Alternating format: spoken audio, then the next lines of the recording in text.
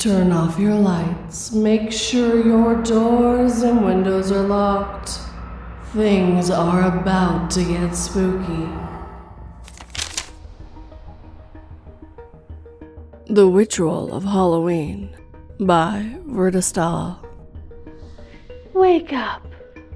I felt myself coming up from some vast darkness, like a small balloon slowly rising to the surface of a vast black sea.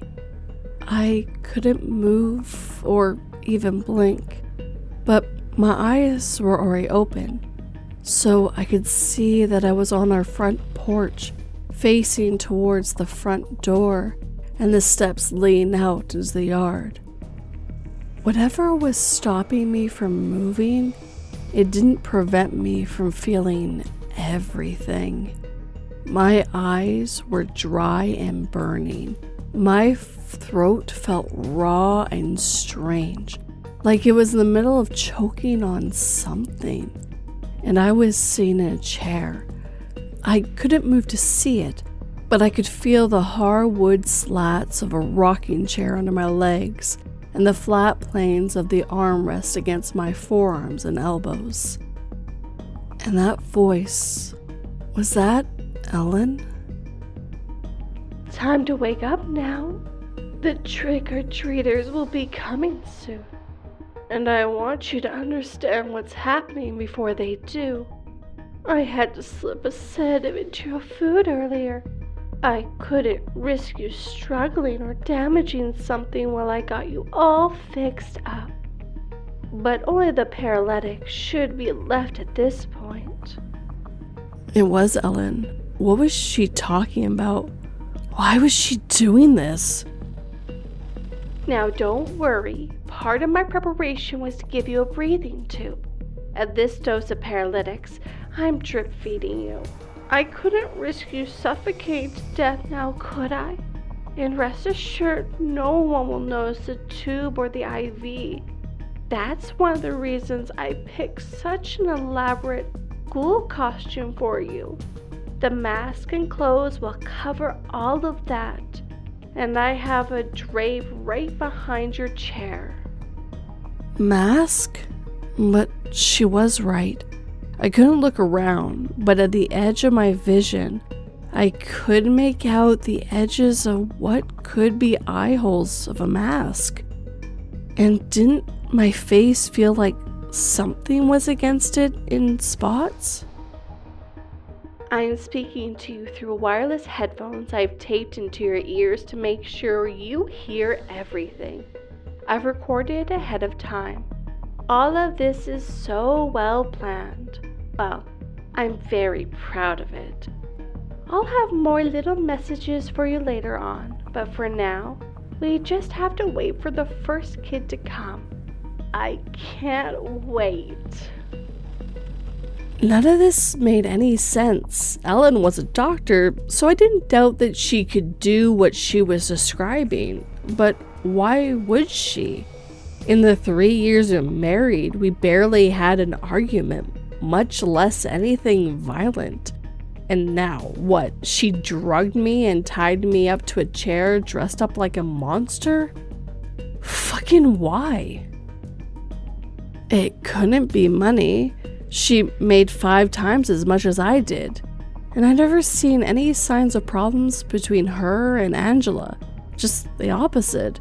She had taken to her new stepdaughter right away, and they'd gotten very close in the last couple of years.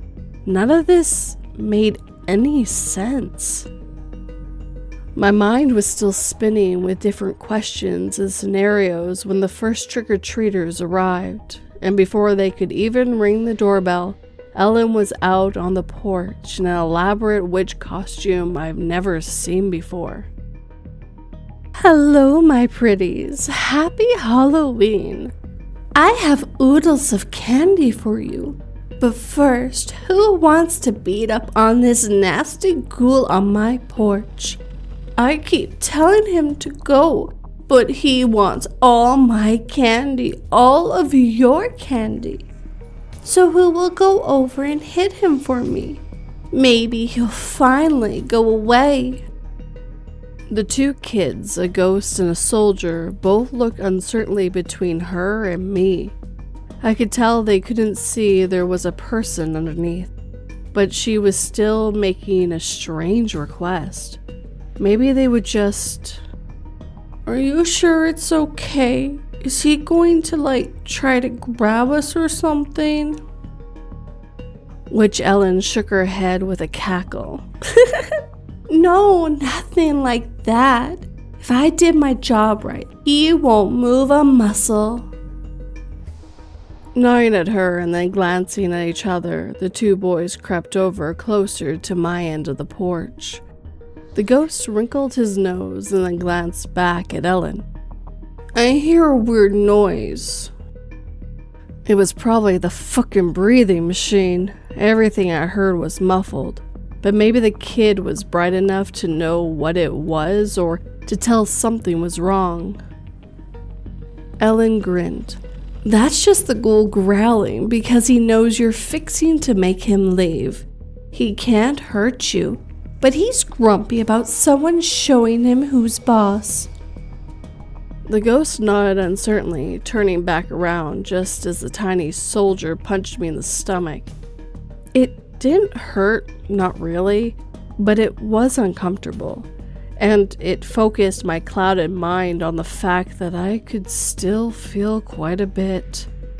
I had to get out of this fast before she did something worse to me.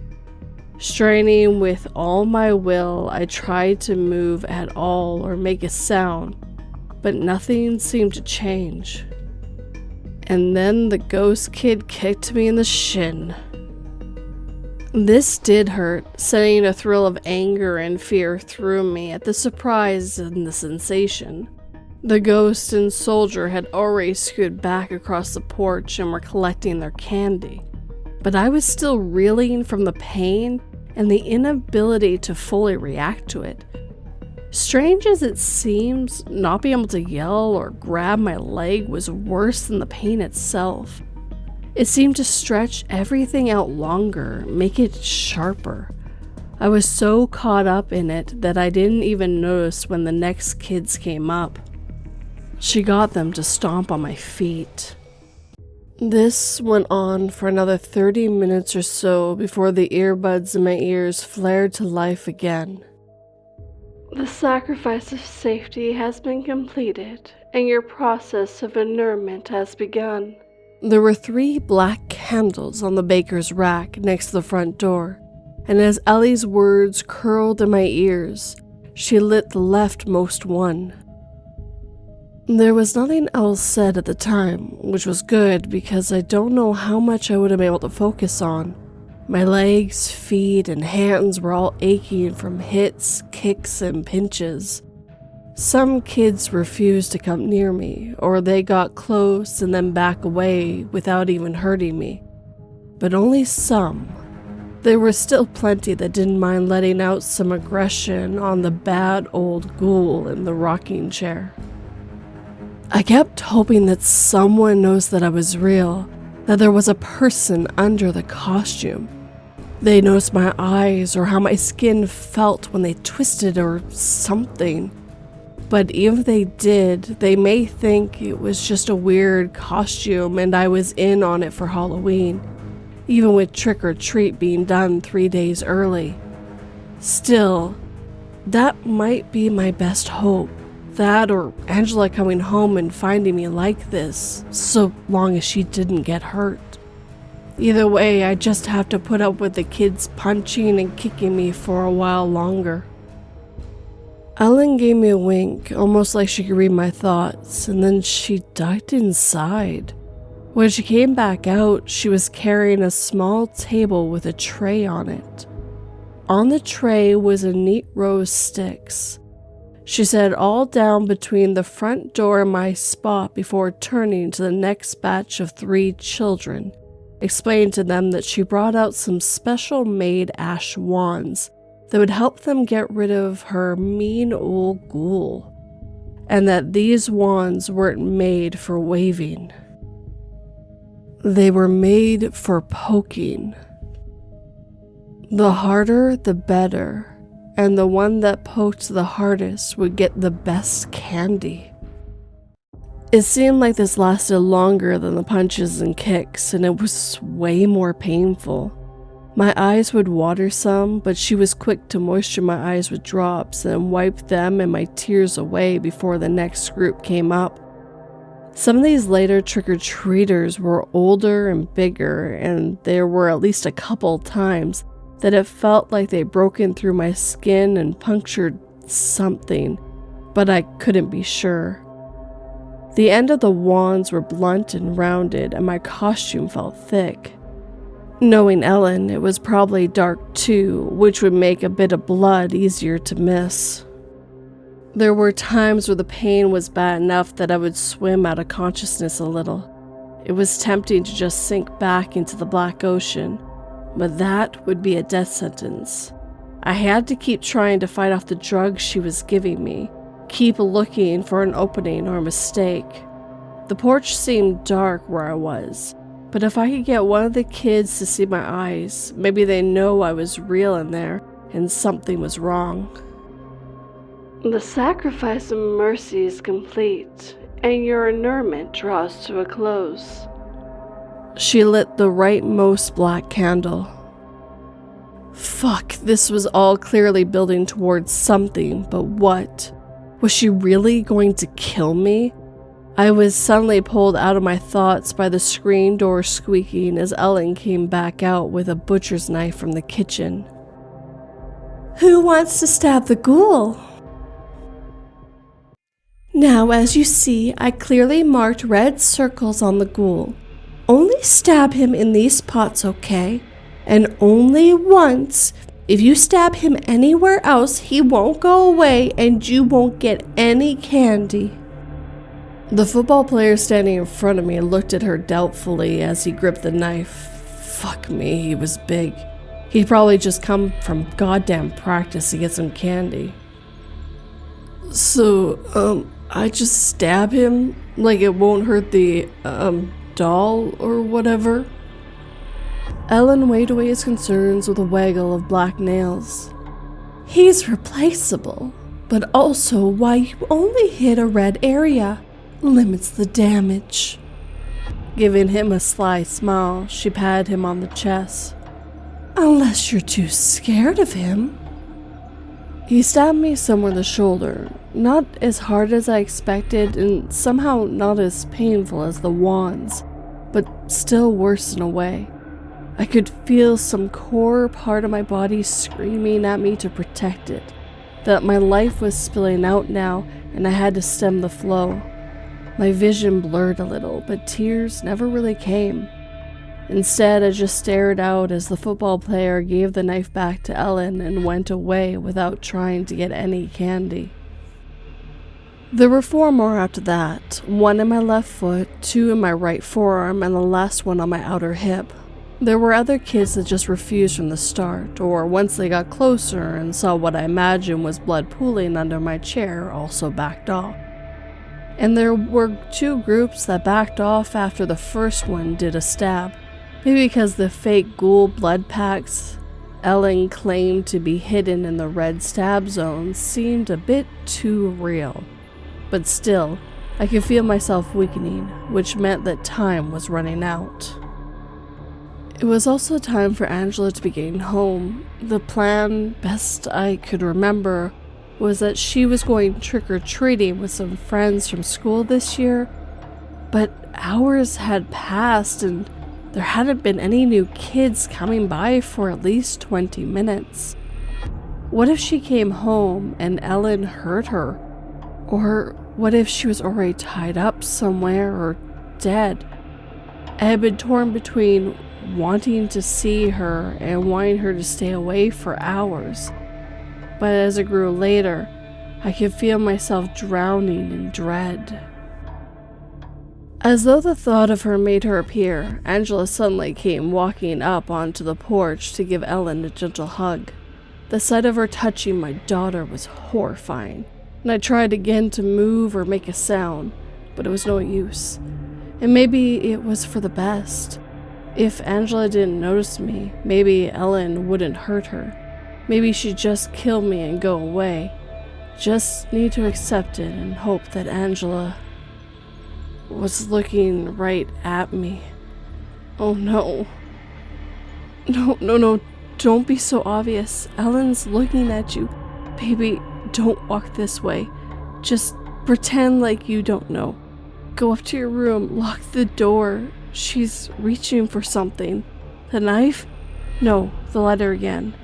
As Angela stops in front of me, Ellen lit the center candle. The time for the sacrifice of love has come. Picking up the lit candle, she moved past Angela to lean over me, touching the yellow flame to my costume in several places before stepping back. I could smell cloth and plastic burning, and the heat was already reaching out to me through the layers of costume. Terrified of the pain that was coming, I just focused on Angela, my sweet angel, dressed in her little devil costume, still holding the same pumpkin bucket I had gotten her 3 years ago. Please, God, let her escape this. Let her not remember it. She looks so sad staring at me. Please let this not be how she remembers.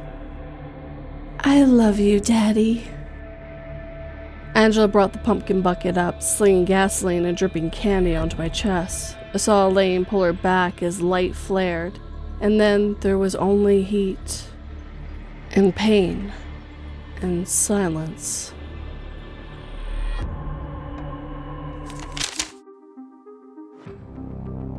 Humans are biologically hardwired to find babies and infants cute, instinctively encouraging us to protect and care for them. So why do I, with my newborn child in my arms, feel such an uncanny sense of dread looking at it?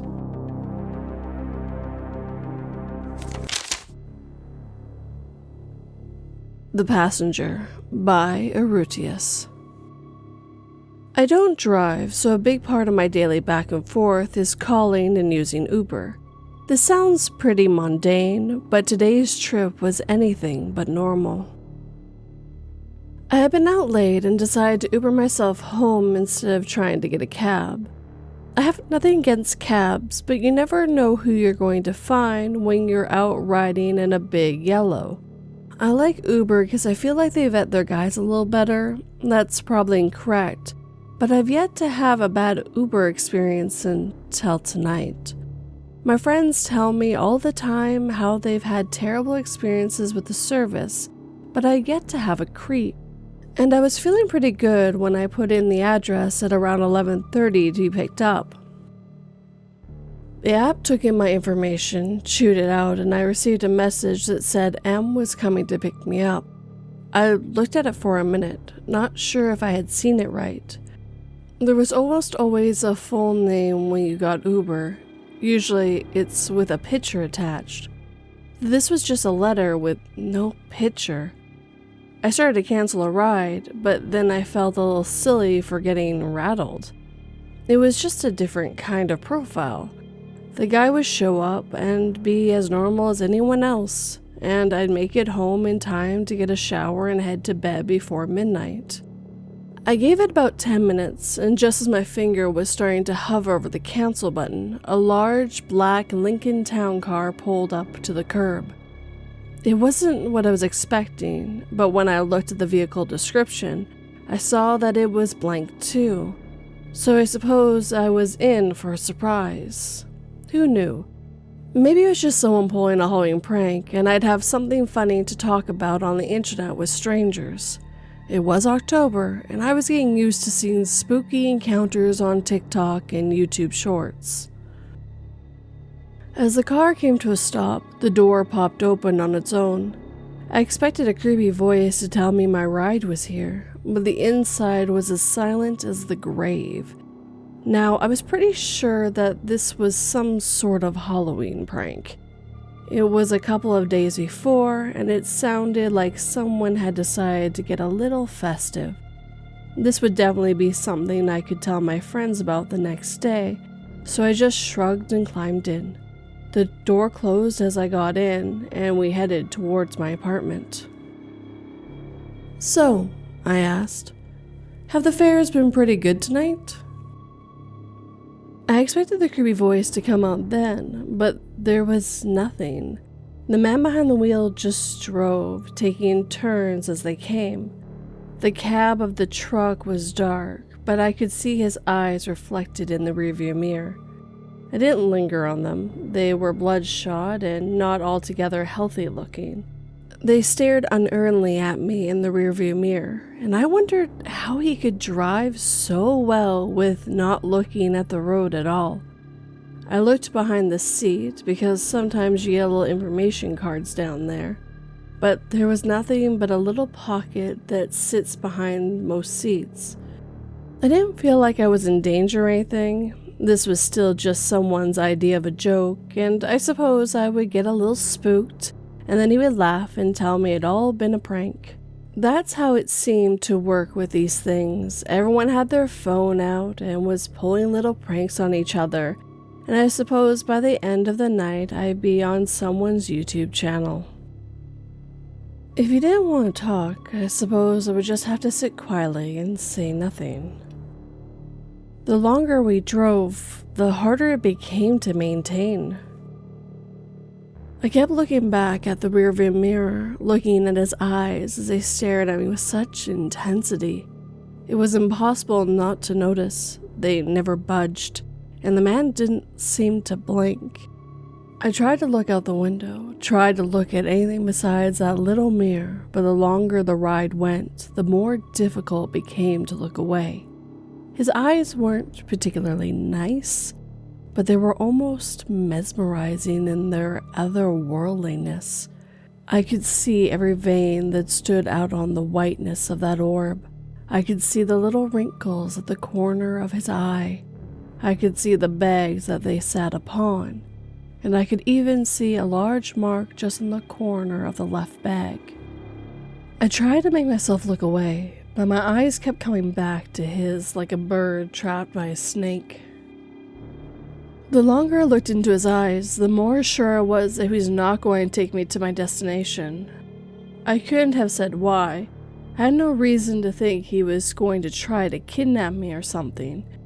But as the turns went on and on, a ride that should have taken 10 minutes seemed to have taken an hour and then 2. I found myself focusing on the bloodshot eyes more and more as the silence stretched on, and I could feel my teeth trying to clack together. Why was he staring at me? Did he want something from me? Was he going to hurt me? The longer I thought about it, the less I found I wanted to know. I thought about grabbing for the door handle and making my escape, but my hands were frozen in my lap as I sat over my purse. I wanted to ask him why he was staring and what he expected of me, but my lips were frozen together as a sense of horror grated on me. I couldn't speak, I couldn't move, and I felt certain that by the next day I'd be nothing but a scribble in the paper. They would find me in an alley or something, my eyes wide with fear as my heart had simply stopped, and then no one would know what happened to me. I tried to shake my head and tell myself I was being ridiculous, but the longer I looked into his eyes, the more sure I was of his intentions. I was going to die. I was going to die. I was going to die. The words kept rattling in my skull like a trapped bird, and when I turned my eyes to look at the window, I suddenly discovered we weren't in the city anymore. We were heading up an unfamiliar streets, and the driver was taking turns seemingly at random. I wasn't even sure if he knew where he was going anymore, and each turn made me want to begin screaming all over again. I wanted to pound on the door and tell him he had to stop. I wanted to be out of here. I wanted to be anywhere but here. And I suddenly knew I would never take a ride from anyone I didn't know ever again. My parents always told me not to take rides from strangers. This was just more of that, wasn't it? I was in the car with someone I didn't know, and their eyes were boring into me like they knew all my secrets and all my sins. It went on and on like that, some undetermined amount of time going by as I sat and prayed that I one day would be able to return home and know peace again. Suddenly he was going faster. He increased to 40, then 50, then 60, then 70, and then he was taking those turns of speed like something out of a carnival ride. He was going so fast that there was no way he could have known whether he could make the turn or not. Every time he took a turn, I thought we were going to crash into something, and every turn we kept going just as we had before. I found myself clutching at my hands as I lay on my purse, and I was praying in my mind for all of this to stop. I had enough. I wanted to be off whatever this was, and I closed my eyes as I felt a soft, muffled word come stabbing out of me. Stop. Please, stop. He slammed his foot on the brakes, and I shut my eyes. I expected to feel the impact. We were going to crash now, and I'd be all over the inside of his vehicle instead of an alley. We smash into something and die, and then I opened my eyes, and we were suddenly in front of my apartment. The door was open, and it appeared I was free to go. I looked at the dark miasma where the driver sat, and before I could stop myself, I thanked him. I feel foolish for it now, but I was thankful. I had thought for sure I was going to die, and that no one would ever be the wiser. But instead, I had been allowed to live, and that was something worth celebrating. I got out of the town car, making sure I got my purse, and as it rolled away, I felt a sudden overwhelming sense of happiness. It appears that I was right, because as I'm sitting here, I am sharing this with strangers. I was hesitant to tell people. Some of you might actually seek out this stranger and his otherworldly Uber. But if you do, at least you'll know the experience is worth the price tag. I've yet to be charged for whatever strange cab service that was. I'm not sure if I'll ever sign up for something like that again. After what I experienced tonight, I think I may be a little less picky about taking a cab.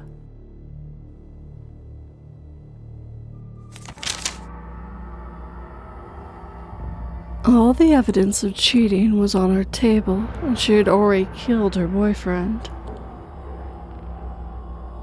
After destroying the evidence and getting rid of the child inside her, there will be no way for her husband to find out about her cheating.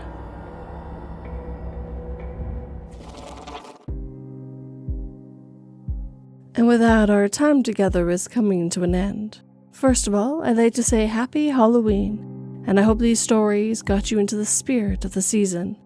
I'd like to thank the writers who let me read their stories this evening. I felt both of these were great to either start your evening or in the middle of your Halloween evening.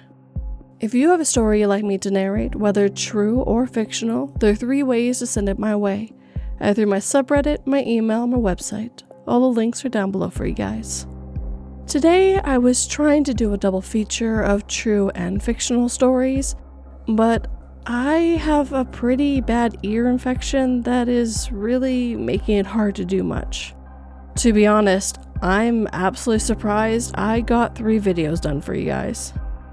I actually wasn't going to have an upload this Sunday, but I actually did a pretty big collab with 7 other narrators, and it goes live Sunday at 8 a.m. Eastern Standard Time. I have the 3rd episode in the series, and you do need to list them in order because there's stories as well as a subplot going on at the same time. I'll have a link to the first channel so you guys can watch when it goes live. I truly can't wait for this to go live. It was an absolutely amazing experience, and Jimmy Horrors is the one that put it together originally, and he did an absolute amazing job. So I hope you guys enjoy when it goes live in a couple days. Now, if you enjoyed these stories, hit that like button and make sure it feels it. If you're new, please subscribe and turn that pretty little bell to all notifications. And of course, leave me a comment. Tell me what you're doing this Halloween, what your plans are, and what kind of stories you like in the future. I absolutely love reading comments. If you're on the podcast and aren't able to, please leave a review or comments. If you'd like to help this channel and podcast grow, please share it with anyone who might enjoy it. It helps quite a bit. And if you're willing to, I do have Patreon and memberships where you get early access and a few other bonuses with them. These lovely people on screen right now are some people who help support this channel. But if you'd like to do more of a one-time thing, I do have PayPal, Buy Me a Coffee, and Super Thanks. But always, guys, thank you for watching and listening. It always has and always will mean the world to me. Even when I'm not 100%, I still try to give you those videos. Sleep tight and don't let 42 bite.